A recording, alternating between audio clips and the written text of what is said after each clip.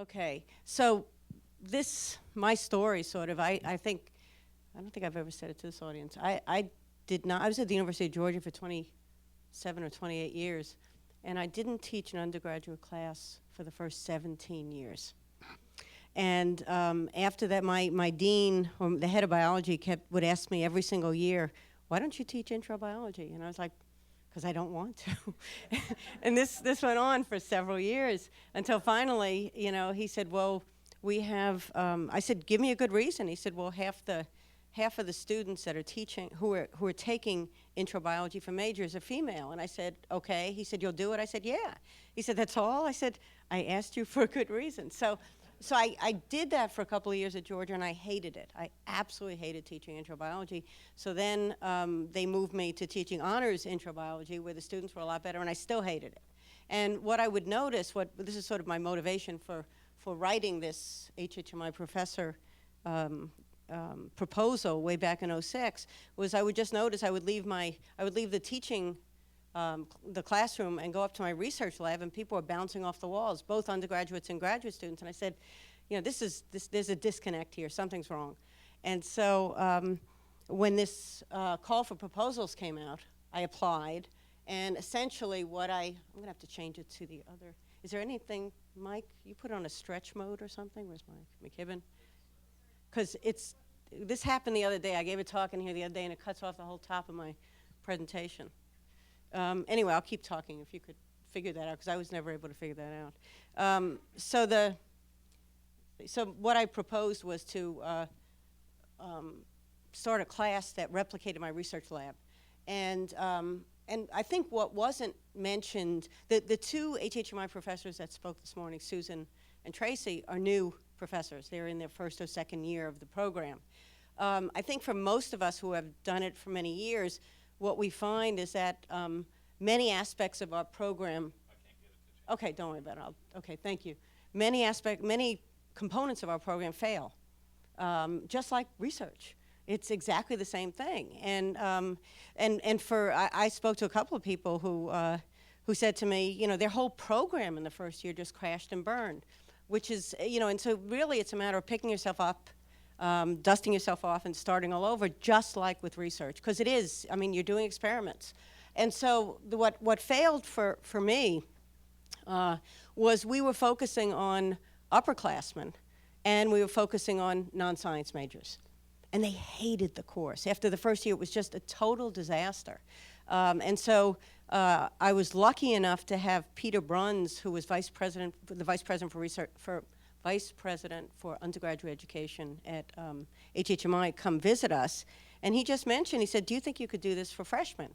And this was back in '07, before, it was kind of cool to do active learning for incoming students. And Jim Burnett and I were like, sure, let's do this. And so we started doing it, and that's when things really turned around. The other thing we did is we decided not to focus on non-science majors, because there was enough of a need to keep science majors in the major. So that was the moment when it really changed the focus, and it's been really a success. So this was actually our first freshman class. Here's Jim. I like to joke that he has been growing his hair since then.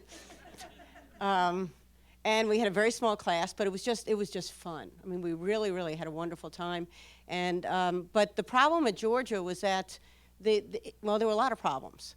It never grew. It never caught fire. And so when I decided to move to Riverside, and I mostly decided to move for a lot of, personal reasons. My husband was here, but also because Riverside had tremendous strength in plant biology, and that's my research area.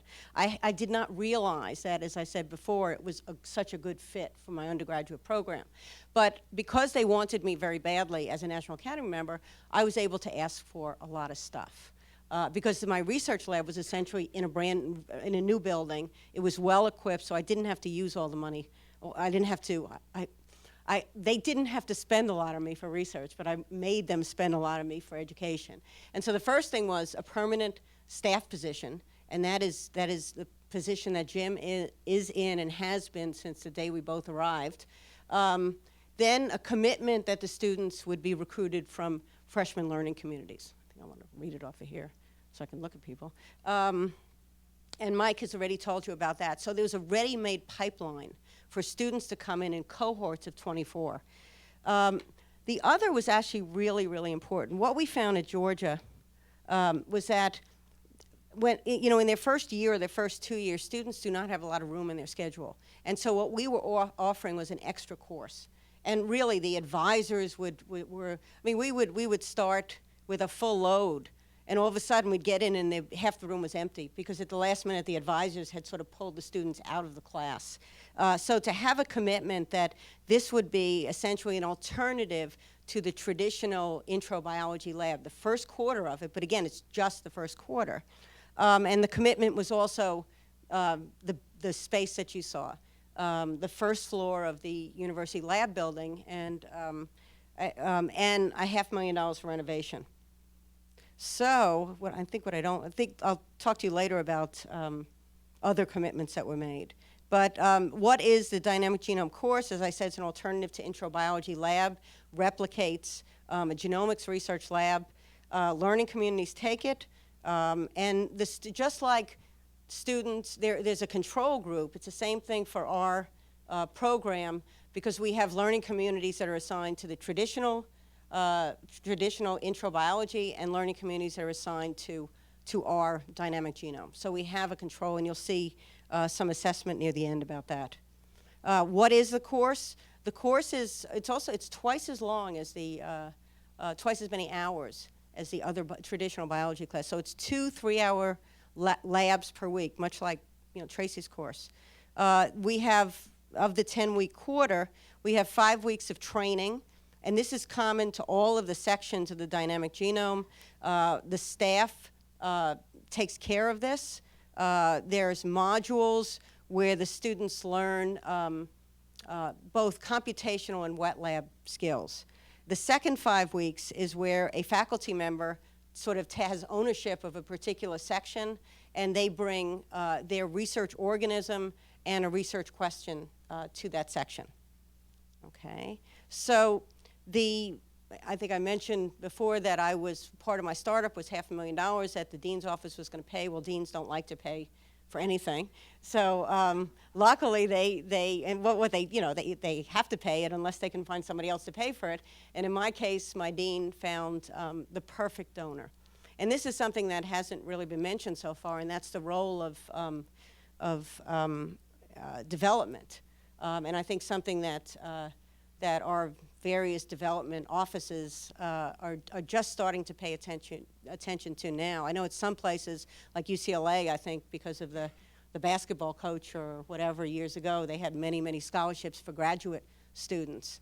So I think they're starting to realize that this is something that donors and alums are very, very interested in, that's supporting undergraduate education. So in our case, it was really a match made in heaven. You were just at the Campbell Labs. It's named for Neil Campbell, who got his PhD in botany here, and who was the author of the most successful science textbook ever. So you can imagine there's quite a bit of money, royalties that come from that. Neil Campbell died in 2004 at the age of 54 or 55.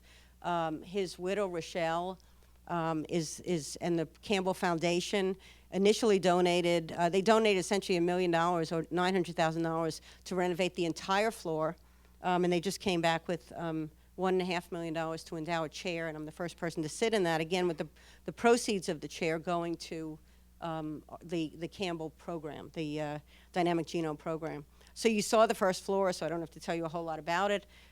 We have 2 wet labs this way. You were eating lunch in the break room, and we have seminars in the break room. It's the only room where we can really eat. There's teaching in the round, so it's very modular, and Jim Burnett did a wonderful job imagining this space.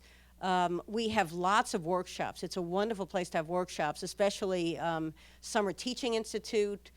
We have high school students, high school teachers, middle school teachers, all doing workshops in the summertime. And again, it works out well because we have our discussion room. They can go here and devise various modules for their class, and then we can have discussions here. Let's see if this moves forward. we're starting to metastasize.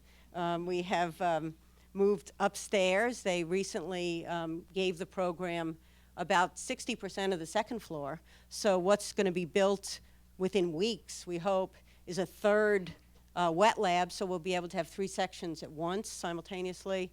I moved my research lab from the genomics building, this building upstairs, across into the Campbell lab, because my idea now, not my idea, what I'm going to do is basically run my research program with students that have completed the dynamic genome course, some of those students.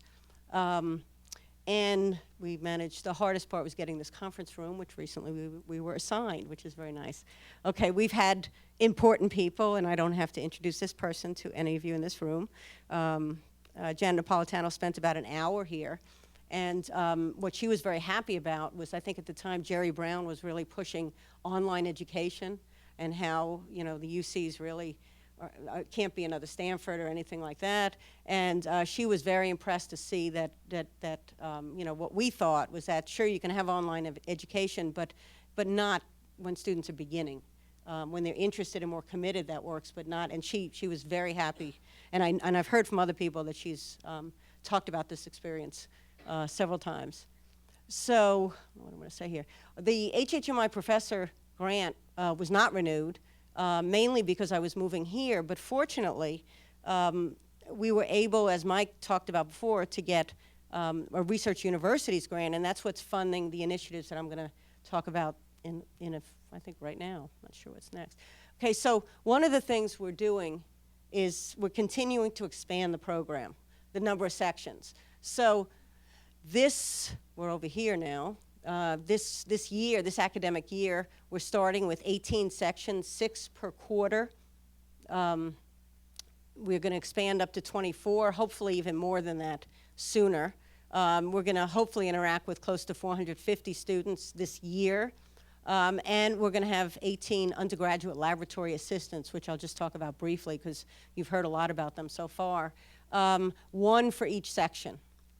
So okay. So to me, the real innovation of this program is it provides a bridge between what I call the upstairs, which are state-of-the-art research labs, and really where most of the fame of American universities is the upstairs, and the downstairs, which are the classrooms.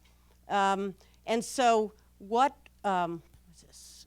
So what we do is we try to make it as easy as possible for faculty to take ownership of a section. And what that means is Jim Burnett and the staff take care of almost everything. They take care of the preparation. They take care of the 5 weeks of training at the very beginning. What was I going to say? There was something else. They take care of the tests, the course management. They work with the faculty member to devise a project that will be suitable for the students, since we have lots of new faculty, and more and more are getting interested in participating, especially now since they can get teaching credit for their participation in this course. What do we have here? Okay, so as I said before, the course is only 1 quarter. And so that is the idea, and I think Mike McKibben mentioned it, is that we hope to sort of, it's like a vaccine. You want to inoculate the students during their first year, let them see what research is about, let them experience it, and hopefully they'll put up with what they have to put up with in the huge lecture classes. And maybe they'll get to understand that science isn't memorization, that it is using the skills that they're learning in these courses to devise and execute experiments. So one of the things, so the Dynamic Genomes course has sort of morphed into the Dynamic Genome program, which are the opportunities that are available to students that take the course and do well in the course after they complete the course. And the one that's proven really, I think, the most effective is the summer experience. So we just finished it's essentially an in-house REU.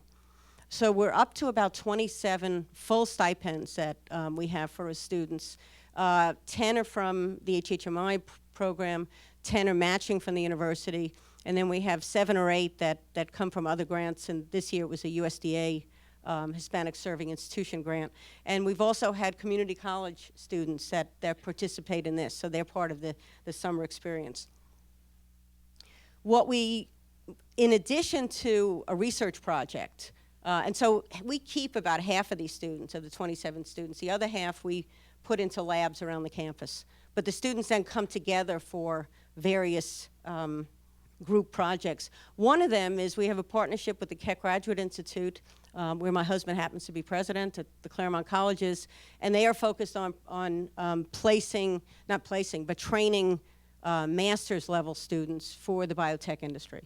And because most of science students don't really know how successful, how rapidly the biotech industry is growing, how rapidly bioindustry is growing, we think it's a very good time to introduce them as freshmen. So something like 60 or 70% of our students when they come in are pre-med. And, but I was shocked to find out that 50 of our students get into medical school every year. That's it. So we're talking about over 1,000 that come in wanting to go to medical school, and 50 actually getting into medical school. And the question is, what about the rest of them? I mean, you know, and the problem, and you know, if we don't give them an alternative early on, or just say plan B, plan C, something, you know, what usually happens is that they get so discouraged that they don't have the incredibly high grades that are needed to get into medical school that they just bail from the science college and go into the humanities. So what we, you know, more and more are doing, and this is something we didn't do at the University of Georgia, but we have changed the program dramatically here because I think there are, you know, there's more important things that the students need to learn right out of the gate than, you know, maybe how to make a particular buffer or something like that. So we spend quite a bit of time with our students telling them about the different career opportunities. We bring in alums, and these are career opportunities broadly, not just being an MD, but going to optometry school, going to, I mean, all the different health professions that are available, and how much better the odds are at getting into those schools than they are into getting into med school. So the idea is really to give them this whole array of possibilities so that when they, and these are as first year students, so that they can plan their academic careers based on a broader future. So I think the one thing that I think where we're having the biggest impact is having a large cohort of students who, as freshmen, are now research ready. And so one of our jobs, you know, something Jim is leading, is to place students in the laboratories of many of the outstanding labs around here. And we have faculty. I've spoke to somebody the other day, one of our top faculty, that so far has taken close to 100 undergraduates, not ours, I'm talking in general, 100 undergraduates. So Riverside is really, I hadn't realized this until maybe a year before I got here, that Riverside was known as when it was smaller, as the UC where UC science professors would send their kids because they would get into research labs. And when we started to grow, we lost that.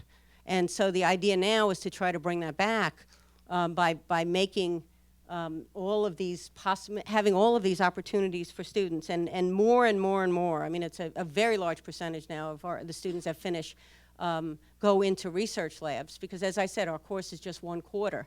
And this is a way we make them research ready, because what we do in the dynamic genome is use the most up-to-date equipment and using genomics and genetics, and the various professors' labs introduce them to mosquitoes, to C. elegans, to Neurospora.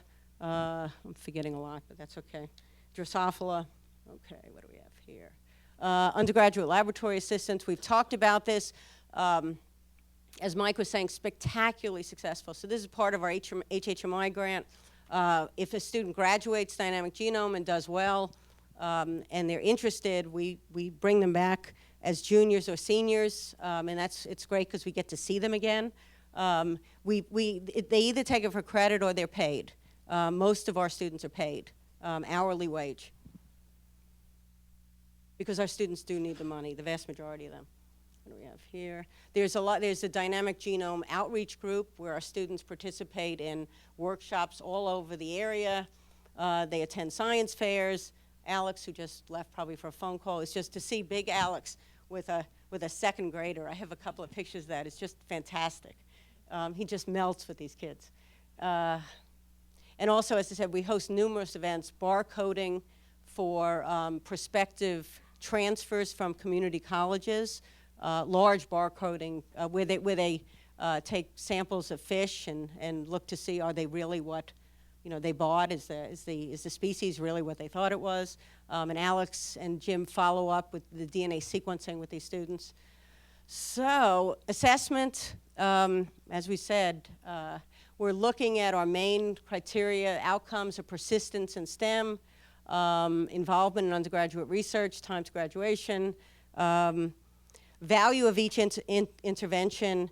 And a lot of these we've sort of been pushing the university, and many of us have been pushing the university, because that we don't get, they're not collecting, in many cases, the data that we need.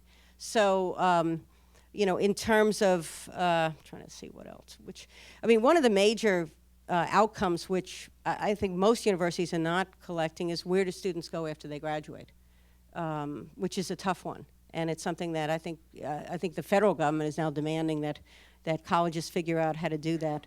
As I said before, there's a natural control group, and I just wanted to show you one result. So many of our findings, we're not seeing really major differences, because as I said, because in many cases, so for example, in tracking students who do research after they leave, after their freshman year, Riverside only collected data, or we could only access the data that was collected on students that took it for credit. So, and very few, a minority of students take it for credit. Many get paid, many volunteered. And only now is that data becoming available because, us and other people have pushed. And that's where we think we're gonna have a major outcome. But again, if you're only measuring certain things and your program is pointed in a different direction, you may not be able to show there's an impact. However, and Star Lee has been involved in this, and Marcia Ng, one of what I showed you before is this was a dramatic difference that we found. And this is for students that take our course. And one of the problems we've had is that the learning communities, as you saw, have a major impact already on our students. So when you add dynamic genome to that, what we found is essentially for both the calculus-ready learning communities and the not calculus-ready learning communities, that the students that take our course get much higher grades this is intro biology first quarter, okay? And this is reproducible, as you said, as I said, irrespective of the preparation that the students had before coming in.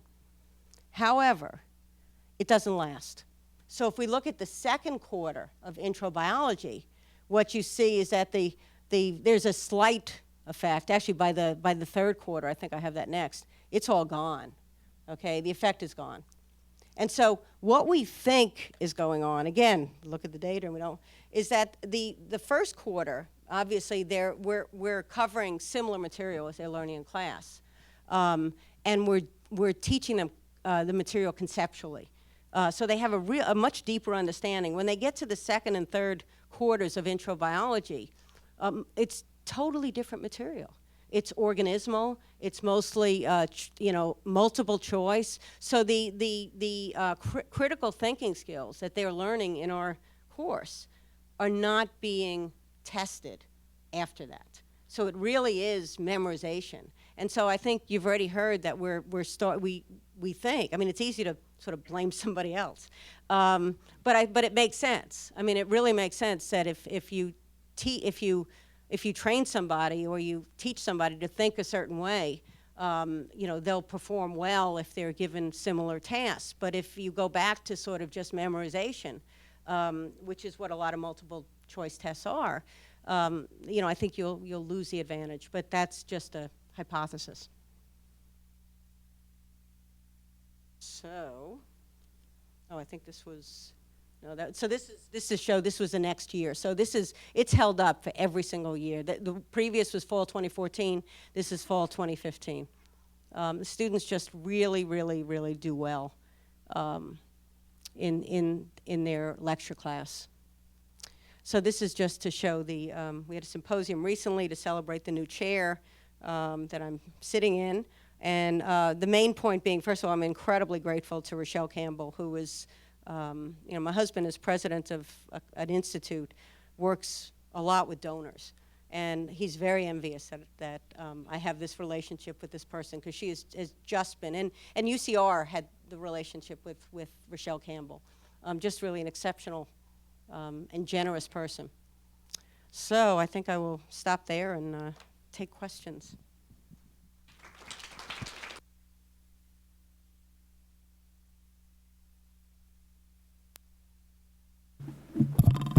I'm Stanley Lowe from San Diego. So do you have persistence data from your dynamic genome project? Because a lot of other literature have shown that these cohort programs may provide a short-term boost for achievement, but the long-term sort of increase is really in the persistence and staying in the majors and things like that.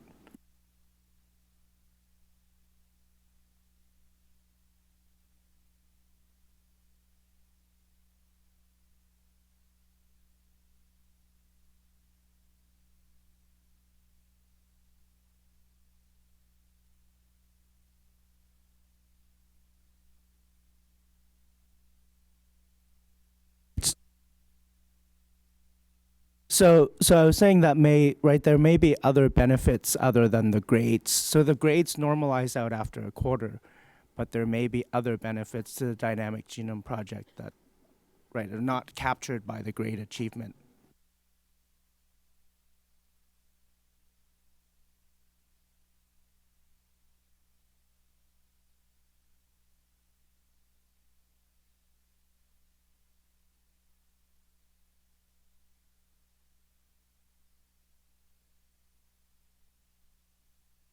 Is really small numbers. So if we're looking at, 3 years, 4 years out, we started with maybe 30 people the first year. And so if we're going to look at the 4 year, I think the year before last we had our first cohort that graduated, and that was 34 students. And most of them actually, graduated and stayed in CNAS, but it was just small numbers. So we're building up the numbers that we need. Now we're with 400 students, but that was, last year it was like 300 students. So we're looking for every angle. I mean, what we started to do also is interview students. Jim, do you have anything to add about this? Or? Yes, I can add a little bit. We've been working with some external evaluators at the Claremont Graduate Institute who have been interviewing our students, and they're looking at some of these skills as Tracy has on identifying as a scientist, but also breaking down the barriers between the faculty, the TAs, and the undergrads, and self-report data, anecdotal data. It's like our students report that it's easier for them to approach faculty in other classes now. So we're trying to tease out some of these other softer skills that they may be coming out of dynamic genome.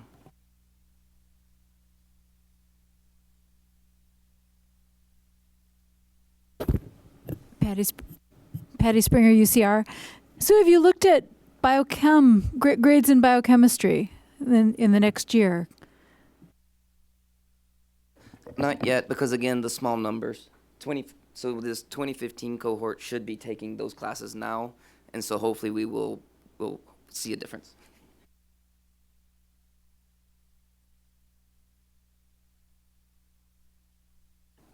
How is this affecting, or do you have data about how it's affecting student enrollment in graduate programs? That's also trying to get that data. I mean, it's essentially, off Facebook pages. I mean, it's really difficult. Yeah. But we know that, we've a lot of our students have gone into the HHMI XROP program, and there's a tremendous increase in the students that, that are interested in going to graduate programs. And we know several of our students last year. We had Watson School, we had Yale, Wash U. I mean, really, they're doing really, really well, the ones who are going, right? Yes.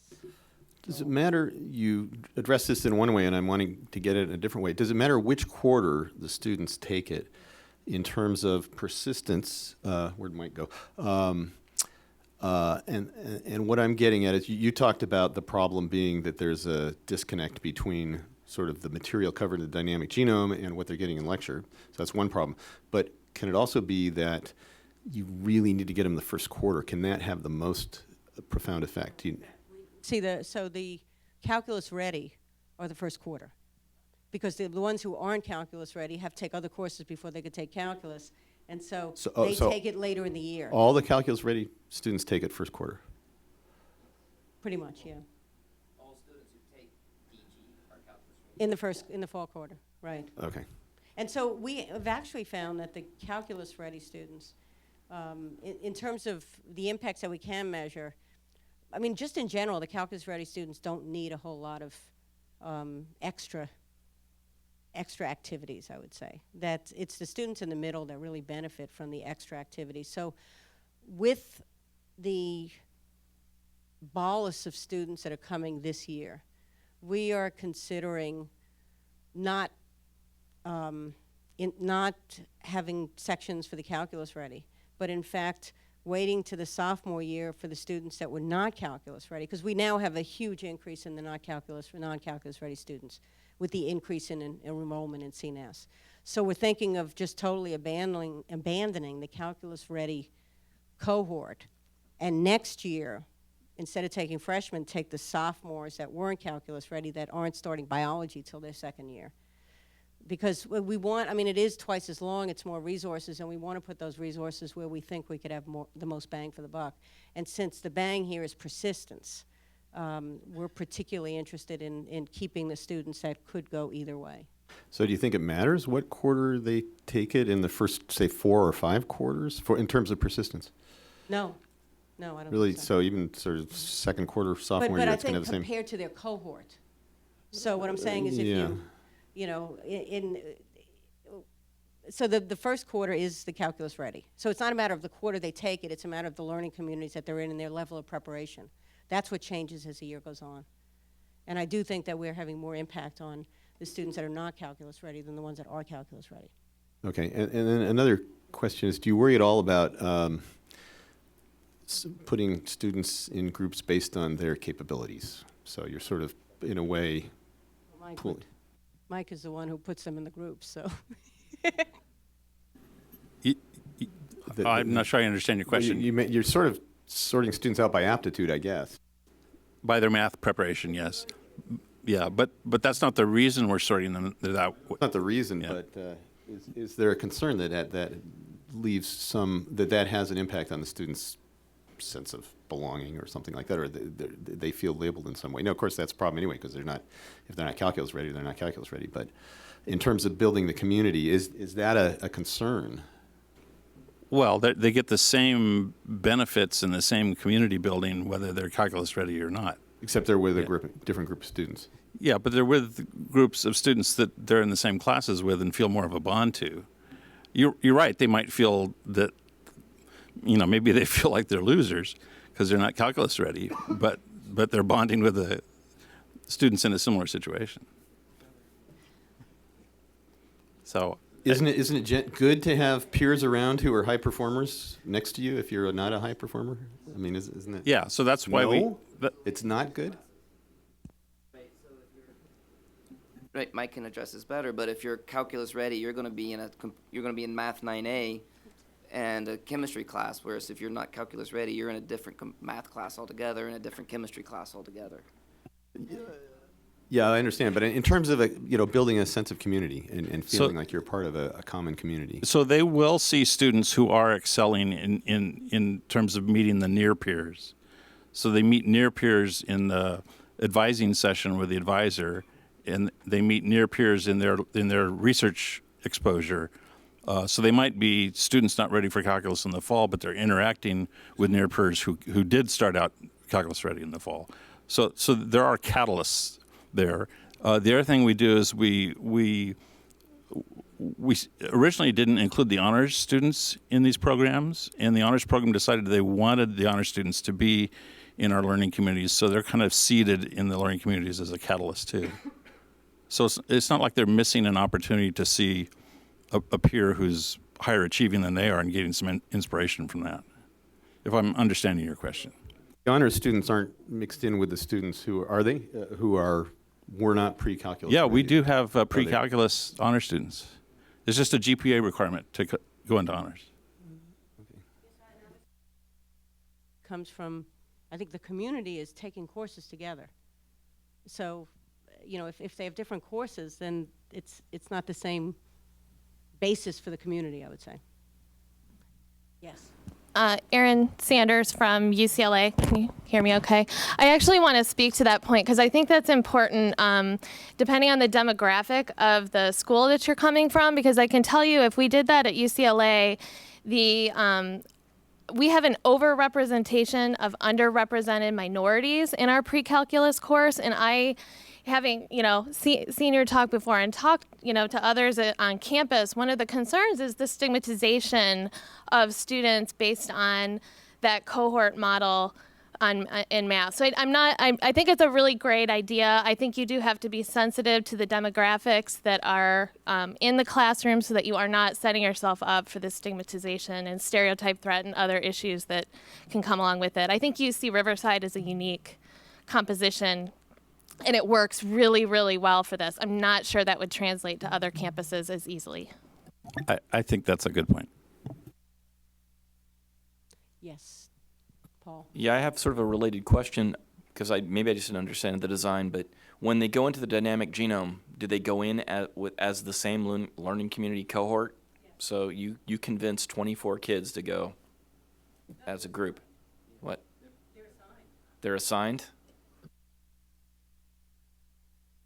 Yeah, so when they select into the learning community program, on the application sheet, they can choose one of the optional research components. So they can choose dynamic genome if they're a life science major, or they can choose explorations in molecular science if they're a non-life science major.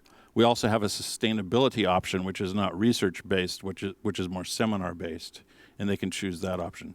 So the minute they elect to go into the learning community, they can select the dynamic genome as an option.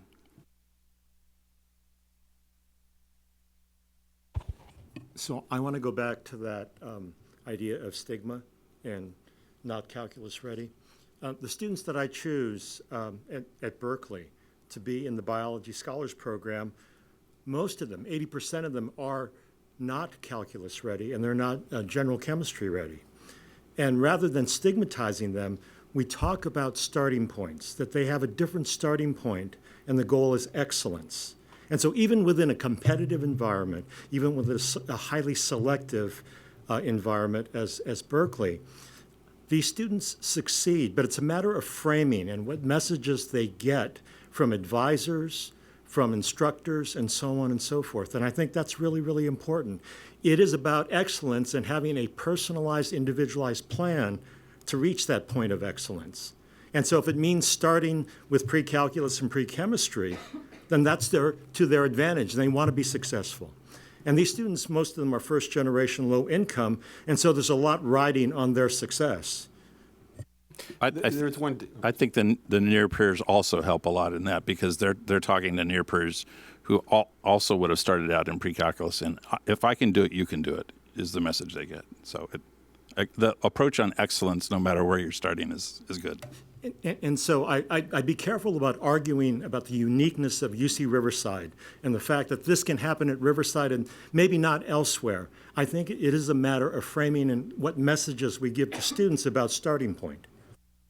There is a difference because BSP is the students take BSP. They're the only ones who do it in that cohort. So there's not, whereas these students, there's going to be students who are taking it early and those who are taking it late, and there may be a different composition. BSP is specifically for like first generation and other students, right? I mean, so the answer to that is yes, but when students go back to the dorms and they start comparing what courses they're in and where they are in terms of making progress toward their degree and so on, these conversations happen. And if we give them the language to explain to others, even though their peers may not buy the argument, that this is about quality. And they're focusing on developing the fundamentals in order to, have quality outcomes. And so I know that, the students we're talking about are really concerned about time to degree, as we are, as their families are.